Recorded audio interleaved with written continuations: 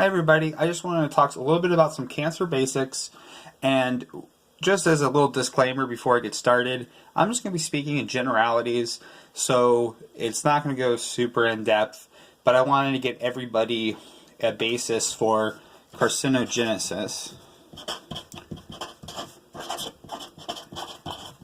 And this is basically means like cancer beginnings, like how cancer gets started and what leads to cancer. Genesis means beginning. Carcinogen is what causes cancer. So to get started, I'll draw a cell. My cell looks like an egg. Please don't hate. But in the middle of the cell, there's the nucleus, and the nucleus has DNA. So DNA, I'll give it this double-stranded DNA look. And what happens, the DNA can get damaged. And when that DNA becomes damaged, it can lead to a mutation. That would just be a change in the DNA. Now, different things can lead to this DNA damage, and we call them carcinogens. And carcinogens can be a variety of things. So I'm just going to do a laundry list. Again, I'm not going to go into great detail, but they can come from our food. Now, I'm going to put food in quotation marks because there's some people out there that say food does not necessarily cause cancer. It can maybe be like cancer promoting, but we're just going to put like food. The other things that people might list that cause cancer are like viruses. Also bacteria, mold, you can say like sunlight, it's really just UV rays, a little mu for the U, it's not mu, it's just U. So I sometimes tutor chemistry, and you write micro a ton, so just using the U for UV. UV light, and inside like these viruses, bacteria, the mold, you get things like toxins. You have chemicals that are like man-made. A laundry list of things can cause cancer. The viruses, for example, they can insert their DNA into our DNA. If it gets inserted in the wrong spot, it can lead to a bad mutation.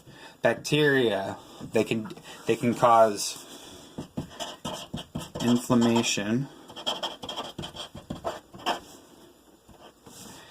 and like in your gut, like helio-bacter pylori can cause stomach cancer. Mold can cause toxins like aflatoxin, which can lead to cancer. Sunlight, obviously UV light, causes direct damage to the DNA. Really, all of these things, chemicals like like fertilizers and things, can cause damage to DNA. Trauma can lead to inflammation. Anything that causes DNA to get damaged in the wrong spot can lead to a mutation. What's bad is when this mutation occurs in what's called an oncogene.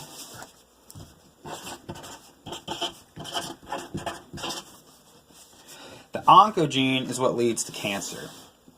So when you get a mutation in an oncogene, it doesn't necessarily mean that you're going to end up with cancer. You just start the process of a cell becoming cancerous. There still needs to be a lot of other factors that promote this cancer. So this like initial step, like really, there's a factor like in carcinogenesis, which is called like initiation, promotion, and then progression. And so these are the different steps of carcinogenesis. we just talked about the initiation step, where any of those things can cause cancer to start. Then there's things that need to promote it in order for it to grow from just being a single cell. So here we have one cell. A bunch of promotion can cause that cell to start dividing and start leading into a big tumor. And what are those promoting factors?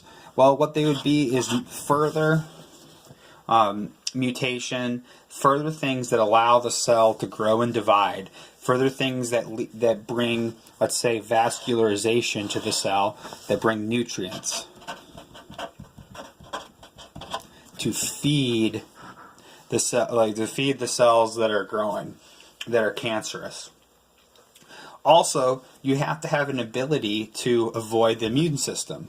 You may have some big, nice immune cell, let's say, looks like that wants to kill the cancer cells. But if for some reason those signals aren't working correctly, it allows the cells to grow.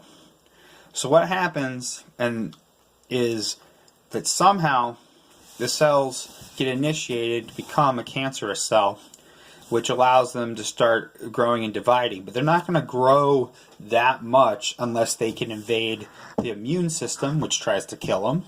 And also they're not going to grow that much if they're not having a steady supply of nutrients. So this leads to the progression phase, where you can get metastases, and it will just grow bigger and bigger and bigger. And eventually you start dealing with like complete systems where this is a bad version of the lungs, but maybe those clusters of cells metastasize to the lungs instead of staying where they are. And that's what the real problem is with cancer, is that you may get something like skin cancer.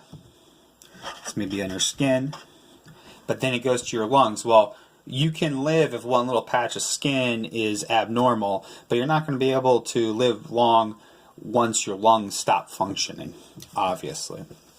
So that would be the progression part to cancer. So just to recap everything quickly, what happens is that a single cell is going to get DNA that's going to be damaged from a variety of carcinogens. That could be anything that's in our food. It could be viruses. It could be bacteria, mold, sunlight. The UV light is damaging. The toxins that are found from like bacteria and mold damage in our system cause inflammation, which leads to DNA damage. Luckily, we have systems in place to repair our DNA, but if they happen to damage the exact right spot, it can lead to a really bad mutation in something called an oncogene, which leads to a cell becoming cancerous. That's basically the initiation step. And something like inflammation will help promote the cell to divide. Also, you have things where it evades the immune system. The immune system wants to kill it. The immune system might be compromised or shut down or not recognizing the cell that well. It also has a way of getting vascularization. It's called like angiogenesis, means developing new vasculature that allow nutrients to go to the cells, causing them to grow. Then you can have things like metastasis, where it can go from like the skin to the lungs, for example, or like the liver or something. And that's when you have a vital organ that is seriously damaged that will eventually lead to death. The good thing about this whole system is that there needs to be several things that get knocked out of the way before cancer gets to this point. You have a good immune system that's designed to recognize your own body cells. When the DNA gets very messed up, it's going to start signaling, just like the pieces that are on the cell surface, is going to start not looking like a normal cell, which signals the immune system to attack it.